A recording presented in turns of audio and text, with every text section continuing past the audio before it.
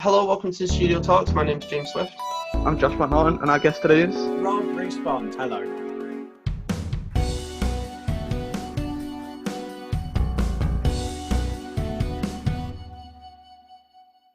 Hey Rob, you okay?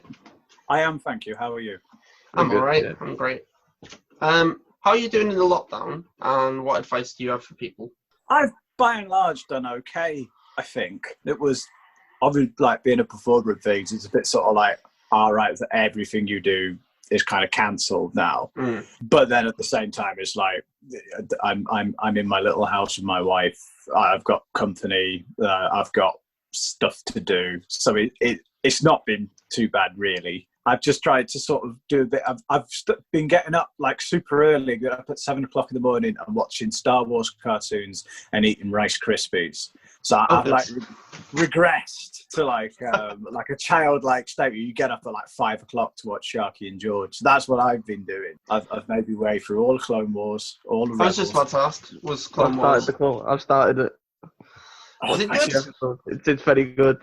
It's seminal, but I mean, like the first sort of 2 series of Clone Wars, I don't know if you agree, but like they're just sort of quite fun. And then the more it goes on, the more you get into it. And then I've never. by the last, yeah. Well, I only watched the first season and halfway through the second, but I have started. I was watching Breaking Bad at the same time, so. Did you ever get the plot lines confused? All the time. Yeah, it's some pretty dodgy underworld stuff going on in Clone Wars at times. But I will say that the last 4 episodes, you've got a long way to go, but I was in floods of tears I've for the heard last that. episode of Quiet. So good. And also maybe I'm a bit vulnerable at the what's going on. Literally, like, and that's the thing as well. Like being in, like, it's 8:15 in the morning with a bowl of soggy Rice Krispies, sobbing over children's cartoons. It's a strange, it's a strange old setup at the moment. I was watching Doctor Who the other day with my mum, and the episode, we've been watching them all back to back, and we watched the episode where Clara dies. And I hate Clara, like I couldn't stand her. But like there's a bit where we're watching it, and my mum like looks over and she goes, "Are you crying?" And I'm like, "No." It's drama. There's nothing wrong with it. I watched a film last night that got me a bit emotional. It's called Peanut Butter Falcon with Shia LaBeouf and some kid with Down syndrome. Wow. It's very sad, but it's not. It's happy, but near the end, it's just very sad. And I was like, get a bit emotional in here. What is that on a streamy thing? Is it? Yeah, it's on Netflix. Is it? Okay. Yeah, it's very good. Time to watch things is quite good as well, isn't it? Yeah, it is. And then the other thing about sort of coping with lockdown, because I've been trying to do lots of creative things, which has been nice and has sort of kept a bit of a routine. But it's like sometimes like your brain's just not going to work, and I think you just accept that. And just if the sun's out, you'll regret not sitting out and having, a beer in the sunshine, because how you spend most of the rest of your time going like, I wish life had just stopped for a minute. And obviously, people have died and stuff like that. It's terrible and it's going to affect a lot of people. But I think you've got to be nice to yourself sometimes as well. Yeah, definitely. And I build on that. I would say that it's not a bad thing to go, today I'm gonna just chill out. I'm not gonna do anything all day. I think it's wrong to punish yourself when you think like that. What got you interested in comedy? I think I'm a bit of an attention seeker. I say I think I am a bit of an attention. I've learned to sort of deal with it as an adult, which is good. I was always sort of doing silly voices and things when I was a kid. But when I was 9 or 10, I think, our school did a proper school play with lines and things, with actual words and things, not just, songs and a donkey and some wise men. And so it was called The Late Wise Man. And I auditioned and got sort of like the main part. And to cut a long story short, like I played it all for laughs, changed loads of the words, and just mucked around with it so much. I probably upset a few parents and a few teachers. Well, I know it did. But it made me very happy at it, and it sort of gave me a bit of like, I think maybe, and this is me being very young here, but I think it maybe gave me a little bit of an identity, which I've been sort of struggling with a little bit. And then, looking back at it now. So I think I've spoken to one or two of the teachers and sort of said, like, oh, I am sorry for my showing us, but it did. I think they forgive me because it made a sort of big sort of difference to me and how I saw myself and things. So it was, comedy's been quite important for keeping for my brain, I think. And I've obviously always loved it. I think it was something that we didn't watch soaps in our house or anything like that, but we did sit down and watch Blackadder or Bottom or the young ones. Or something like that. We did what I Red Dwarf as well. We did watch them as a family, like Friday night telly was a big thing. Do you think, I was going to ask this later on, but I guess I'll just ask it now. Do you ever find it difficult with those characters to, like, as you say, with identity, to like establish you and the character, or do they like blend together often? I think with something like Thaddeus Bent, because Thaddeus Bent is for those who don't know, is that what you're asking? How do you create? So how much of you is in a character, or? Yeah, and also the other way of it. So how much of you is in the character, and how much do you find yourself acting like the character in your normal day routine? Yeah, well, probably the main one I do is Thaddeus Bent, then, who is the silly ghost story teller. I think the main sort of thing is he talks rubbish, which I do. I'll be a terrible dad one day. And I quite like when my brother was young, he said, is Rome the capital of Italy? I was like, no, Swindon's the capital of Italy. Took him on this big sort of tangent of the great Roman city of Swindon and how, it was the center of the empire and all the rest of it. Thaddeus Bent is like a vehicle for talking this kind of sort of banal nonsense, I suppose, and also that sort of mixing the everyday with the supernatural, which I've always enjoyed. And so there's probably, that's the imagination of the sort of Thaddeus Bent stuff is probably is what I bring to it. And then there's a lot of sort of Thaddeus Bent is a bit sort of insensitive and slightly right wing and misogynist, and the other, but which I am not. I hasten to add, and I do not like people who are. But it is about sort of like, because he's a man with a big stupid haircut and a stupid voice. So it's about making people, genuinely have those kinds of views, making them appear ridiculous for the purpose of the comedy, and it can backfire. I guess this kind of answers off the next question as well, where how difficult do you find it to write your jokes and make people laugh? Jokes are really difficult because they're actually really simple, but it's the simplicity which is sort of hard to write, because I used to really still like people like Bill Bailey and Eddie Izzard, and I was like, they don't do jokes, they just do streams of consciousness, rambles and things but they don't at all. They do write jokes, and you look at their delivery and their rhythm and stuff like that.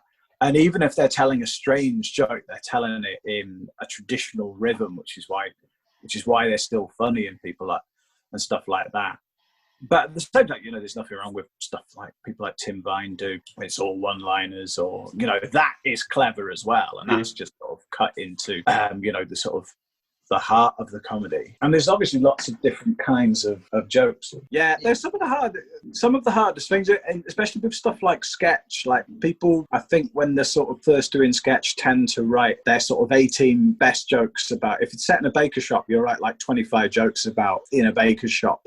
You actually only really need to pick one or maybe two of those best jokes about the baker's shop, and then the rest of it will just go on forever otherwise. I have like a whole routine. Well, I say routine, I'm not in any way. But like a whole routine in a cheese aisle. When I was in my first year of uni, we was in the hall, so we would all go to like the nearest Aldi and get our shopping in. And I'd literally every single week be like, "Hey guys, do you want to hear some cheesy jokes?" And then like the entire aisle will be like, "Hey, what does a cheese say when he looks in the mirror? Hello, me." And it's just stuff like that where I was kicked out of my uni. That's hard. But that would work if it's those quick fire, relentless cheese fights exactly. For a minute. That's perfect. Yeah. What's the fast show? Squeezy cheesy peas. That's what that is, basically, isn't it? At the end of the aisle, I would say, "I've got no money to pay for this. Anyone got any cheddar?" Now that's what we call a punchline in the trade. My jokes just come straight off the head. I'm just like, we'll just be sat there in the pub and it's like, I can't think of any now, like, but they're just there, do you know what I mean? You have to be in the moment for my jokes. And that's the other thing about comedy as well. So much of it is about, you know, the context of where you are, and you do see sort of certain people who've been told they're very funny in the context of their work or their office or something like that, and they are very funny, but within that context, and that's almost the hardest thing, that you've sort of got to bring yourself over and make the audience like you. First of all, I think that's the most important thing, that the audience likes you, and make yourself relatable to them as well. And the reason I do like character comedy stuff is that audiences just don't like me as me. I don't know what it was, but I've made my peace with it. Like, they just didn't like me, which is cool. But that's why I ended up doing more character stuff than like, cool, this is my life or whatever. Well, you mentioned your character before, that Thaddeus Bent. How did you come up with him? How did you create him? He used to, straight out of uni, me and my brother and my good friend worked on the ghost walk around the cathedral cemetery, and all these stories on the tour were written by a particular Merseyside ghost story writer who's written a lot of books about ghost stories in Liverpool and in Merseyside, and they're a lot of fun. People really like them, but the trouble with doing the ghost walk with the stories is that they were written to be read with your eyes rather than spoken with your mouth. And there were always little mistakes in there. People would change nationalities, characters within it. Right. There was a lot of sort of like little jolly stories about clocks that ticked backwards would sort of turn into dystopian nightmares with demons and portals to other dimensions and things. So they were, to read them in a certain context, some of them were quite funny. I should say, actually, that having gone back to it since, some of them are really good, to be fair. But anyway, Thaddeus Bent came out of those quite far-fetched ghost stories. And the basis of it is that he was making it up as he went along. Because when we did the ghost walk, there was often not much time to learn the script, and because the stories were written to be read with your eyes rather than spoken with your mouth, they were hard to learn. So sometimes, like, we would be not making it up as we went along, but making it workable sort of on our feet. And it sort of developed this rhythm of like a child lying.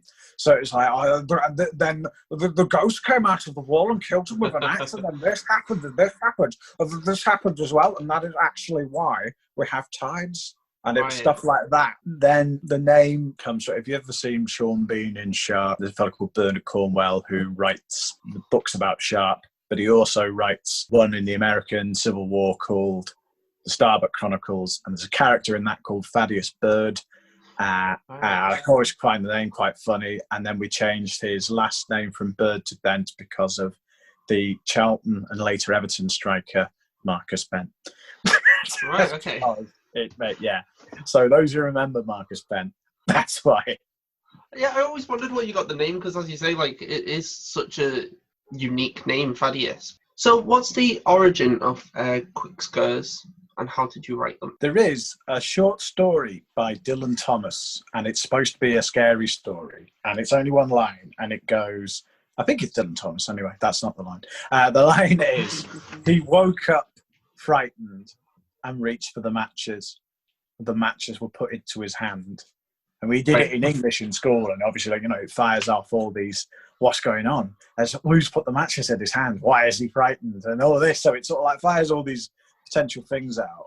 So that was a little bit of an inspiration for Quickscares. But if we're completely honest, if you've seen Garth Marenghi, have you seen Garth Marenghi's Dark Place? No. Oh dear, right. That is one of the big inspirations for that. Garth Marenghi was on Channel 4 years ago. Very, very funny. Look it up. There's loads of it on YouTube. Matt Holness does it anyway. But he's a mock-up Stephen King, Garth Marenghi. And he writes these many, many horror books, like Thaddeus Bent does. But the programme always starts with a passage of bad horror from his book. So it's there's one, he could taste blood, copper-coloured, tangy blood, and bits of sick. And then he starts the programme. So Quickscares are kind of like, it's trying to get a spooky joke out in the smallest possible sort of way. And when we started animating them, we could start, sort of crossing over those sort of like what you call, I suppose, high culture images and low culture images. So when we had the House of Usher by Edgar Allan Poe falling into the lake, as it does at the end, amazing piece of gothic horror. And then in the Quick Scare, it's not the House of Usher, it's Usher, the hip hop man. And then it plays the seminal Usher single featuring Little John. Yeah. So, and it was just a bit of fun, really, and a sort of bit of a way to sort of get a bit of traffic on social media and stuff like that. And who knows how far it went exactly, but if you've heard of it, that's good. We enjoyed it. Do you think there's always been like a mix between between horror and comedy? It's a tricky one, really, because I'm not really that bothered about horror. I'm not particularly into it on the sort of, I don't watch films to be scared. I do like lots of films which are horrors, like Alien and The Thing and stuff like that, and even sort of like psychological horrors, like Misery, and I suppose The Shining is sort of quite. Although there's scenes of violence and horrible images, it's more in your head than anything else. But I think because tragedy and comedy are sort of quite interwoven between themselves, there's always a little bit of a crossover in terms of that. And it's a little bit like lots of the characters in Thaddeus Bent stories are not nice. They're not nice people. And so you can almost sort of take a bit of humour in there. It's something bad happening to them. So there's a bit of that. That makes me sound really mean. No, I know what you mean, though, because it goes back to when you're a kid and you want the bad, let's say the wolf in Red Riding Hood, you want them to have a bad end, even though that doesn't make any sense, but it does make sense. I think that's a thing in childhood. They're just desserts, yeah. Yeah, exactly. But I suppose the League of Gentlemen do that with sort of crossing over horror and comedy quite a bit. My New Year's resolution this year was to watch 100 new films in the year. Oh, wow. How have you got on? Quite well, I guess. I'm on... Well, actually, for lockdown, I've not actually watched many. I'm on 57%. Oh, man, well, you'll do that then. Oh, yeah, definitely. Definitely. Yeah. But the reason I bring it up is when you say about Misery and The Shining, I watched both of them on the same night. Yep. The other day. Right, that was a fun evening. I was having a Stephen King night. Yeah. Oh, well, you've got to watch Garth Marenghi in that case. If you like Stephen King, you've got to watch Garth Marenghi. I thought of another answer, actually. I think the reason there's a little bit of a crossover between horror and comedy with me is that horror films and horror sort of prose and media creates tension. Right. And one of the big things about sort of my kind of humour is sort of creating that tension and doing it with language and stuff like that, and spooky sound effects. And when we do the Thaddeus Bent show, we've got a musician who plays really good spooky sound effects and things like that. So it creates tension, and then you puncture it by something stupid. So it's something that comedy and horror both do. That's a question I was going to ask about Thaddeus Bent, the album. What is that? Thaddeus Bent, the album, is an album. So before all this happened, the COVID and that, we obviously used to gig quite a lot. So I'd go with a handful of Thaddeus Bent CDs, and they were £5, and if you wanted to buy them, it was like 6 stories and a bunch of quick scares. And we recorded them in a lovely fella called Danny Bradley's home studio, and he's the musician, the guitarist on there. And we just, we produced them, as to higher quality as we could, just to sort of flog at gigs to try and sort of because it takes like 20p to burn a CD, doesn't it? Yeah, So yeah. just to sort of like take the sting out of the train fare a little bit. So yeah, Thaddeus Bent the album is a real album, but we are currently in the process of transferring it into the medium of a podcast. Oh, brilliant! And eventually, people stop buying them. And, we've got like 17 left, so yeah, we got 20. We got 20 made. We've got 17 left. So yeah, we're going to do, because I really like podcasts and things like that. It's something to listen to while you're doing the washing up. And I started doing because throughout the year I go to castles and do sword fighting shows with a few, not Thaddeus Bent stuff, but with a few pals. So started doing a podcast of all our sword fighting shows, which we actually can't do because of the COVID. So we started doing them as the Silly History Boys podcast. So we're going to do the same with Thaddeus Bent in the coming weeks. Brilliant. How do you take on the role as a host at the previous 2 Widnes Comic Cons? I did a spooky story at the comedy night, which lovely at the studio, which lovely Kath Rhys compares, and you know, Jed and Keith are there as well. So I did that, and it was okay. It wasn't. I didn't smash the place up or anything, but it's hard because it's a really good night, that studio night, and Kath is really funny, and Harriet, who was on. Harriet Dyer's hilarious as well. So it was quite a big hit-in night. But anyway, you enjoyed it, didn't you, James? God bless you. Yeah, and me and Meg were talking. I was working bar. Meg messaged me and said, this is the host. We need to get this guy as the host. And I was like, yeah, definitely. Woo! I was literally thinking the same thing. So, yeah. Oh, awesome. That's good. So, yeah. So you asked me. I said yes. And I love it. It's really cool.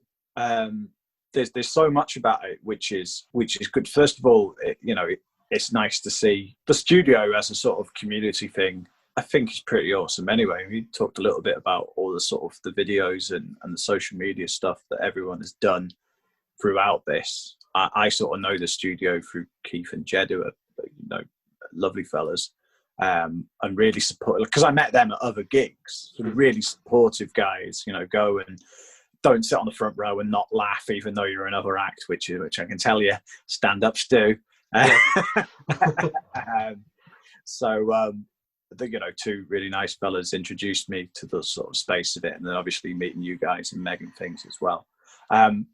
There's so much about it which is really cool, from seeing the people dressed up and it's quite nice being the sort of host as well, because you've got a bit of license to go around and talk to people about stuff, because you've kind of got a job to do. So you can ask, that fella who's got the brilliant Old Republic Jedi gear, I can't remember his name. He's a smashing fella, and just hearing about how he vacuum foams it all and all the rest of it, and then just all the anime guys and the amazing costumes that some of the work they put in together. It does seem like it takes a long time to make. Yeah. And I mean, my wife's in cabaret, and she makes big costumes and things, and she puts hours and hours into them, and and that's her job. And so these guys are putting, it must be similar amounts of time in there just to to do something with their mates and to sort of be part of a bit of a community. I think it's really cool. But even just I bought that Red Dwarf mug, didn't I? I've always wanted a mug with a Kipper Black for best. I mean, I left it there for an entire year. Is it still with us? Yeah.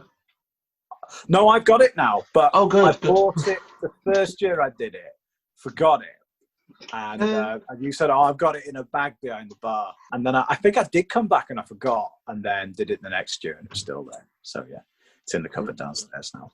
Cool. So what would you say your favourite memories of doing the previous 2 Comic Cons would be? When the wrestlers came on stage, that was a lot of fun. Yeah. But I still think, and they were just like, so can we throw you then? And I'm like, yeah. That was fun.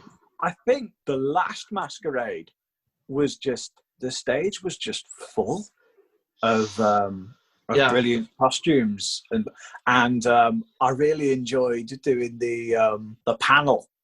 And they were like, can we do a panel? Yeah. And I was like, on the basis that I don't really know what a panel is. And So you go, give me some questions to ask you. And then the Dalek artwork the first year was really great as well. I can't remember the gentleman's name, but just going in and seeing all the, because I love Doctor Who, as you well know, just seeing all the brilliant art that people had produced as well. And even stuff like, you know, the little knitted Rick and Mortys that the lady does, stuff like that. The stalls are definitely a highlight for me, where each different stall has their own little thing going on. It's really interesting. Like the lady with the crystals, and just hearing about the sort of lore of all that, I find all that really interesting as well. And the art that people have done, and the fellow who'd very quickly got Captain America with Thor's hammer out of there, like it within weeks of Endgame. It was very impressive, you know, art-wise. So where can people find you online? If you put Thaddeus Bent into Google, you will get Thaddeus Bent. But there is a formal website, which is www.thaddeusbent.co.uk. If you're on the Facebook, if you @ Thaddeus Bent Horror, you will find Thaddeus Bent. And similarly, Thaddeus Bent on YouTube is a bit silly because we have our own channel, but then there's a few Thaddeus Bent videos which exist on the Legion of Doom group, which is the sketch group that I did a lot in the past and still do occasionally now. But yeah, if you go on Thaddeus Bent on YouTube, there's the studio recorded versions of The Terrifying Tale of the Haunted Shed, on Basis by Claire, and The Diabolical Tale of the Marshman of Mossley Hill. Oh, and speaking of New Year's resolutions, we've got Resolution Man, Benjamin Bakula, who decides to lose weight as his New Year's resolution and ends up purchasing a pair of time-traveling trainers with hilarious and deadly consequences. So all of them are on there. There's loads of other, there's some of the sort of Thaddeus Who stuff, which is like send-ups of old Doctor Who, where Thaddeus Bent gets sent back in time to destroy the north of England by Margaret Thatcher. That is satire, I hasten to add. But that is the sort of thing that you sort of... when Thaddeus Bent was Doctor Who, whereas Doctor Who turns up on a planet and immediately sides with the freedom fighters against the Galactic Federation or the Daleks or whoever it is, Thaddeus Bent turns up on a planet and sides with the government, essentially. So he's the right-wing Doctor Who. So all these people complaining online about how Doctor Who's gone too lefty, watch The Green Death for a start from 1973. So there we go. Yeah. I remember when Doctor Who was a borderline fascist and I preferred it that way. Watch The Claws of Axos. Sorry. That's enough. Well, thank you for doing this. This has been absolutely great. I've really enjoyed this. Oh, that's no problem. Thank you very much for having me. I'll see you soon. Right. See you soon. It's nice to talk to different people as well. I know, yeah. I'll see you soon. All right, take care. Bye.